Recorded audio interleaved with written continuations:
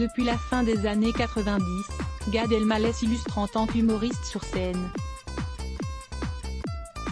Après le succès de ses 2 premiers one-man shows, il est devenu l'un des humoristes les plus populaires en France et s'est ensuite lancé au cinéma. En 2019, alors qu'il célébrait justement ses 20 ans de carrière, Gad Elmaleh s'est retrouvé au cœur d'une vive polémique. Un vidéaste anonyme répondant au nom de Copy Comique a publié une série de photos dans lesquelles il met en évidence la ressemblance entre les sketchs de Gad Elmaleh et ceux d'autres humoristes.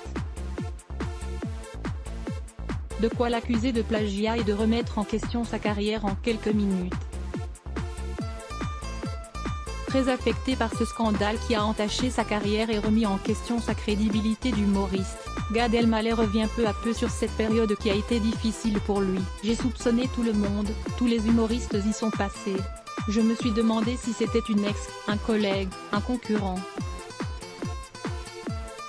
Un faux combat malsain, j'ai laissé tomber, déclarait-il à Paris Match.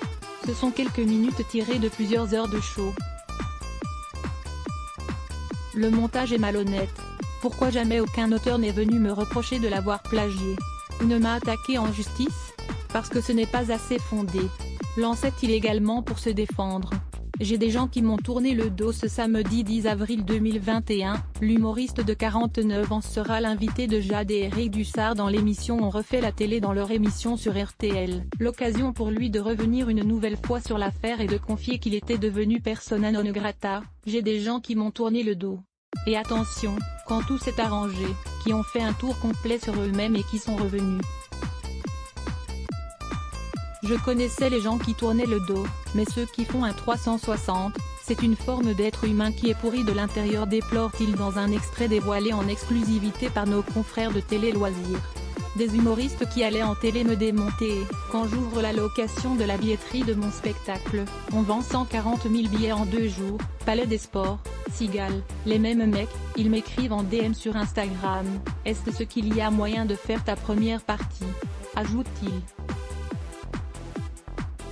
Gad Elmaleh a ensuite évoqué ces humoristes qui sont installés, qui sont connus, qu'il a aidés, y compris dans leur vie personnelle et professionnelle, et qui ont pris la parole publiquement pour dire qu'ils avaient toujours su pour les plagiats. Le papa de Noé et Raphaël explique qu'il n'a jamais cherché à les contacter pour obtenir des explications et qu'il attend simplement de les croiser pour les voir se décomposer. Et ben la bonne surprise, c'est que je leur ai souri, je leur ai dit bonjour, et je leur ai ouvert mon cœur et mes bras et ils se sont effondrés, et en fait, ces mecs-là aujourd'hui, je les vois, ils savent que je sais, ils sont mal à l'aise. Et de conclure, mais je sais, comme dirait Thierry Lhermitte, je pardonne, mais j'ai la liste. Aliénor de la Fontaine et à lire aussi les ce bloc ADS. Why?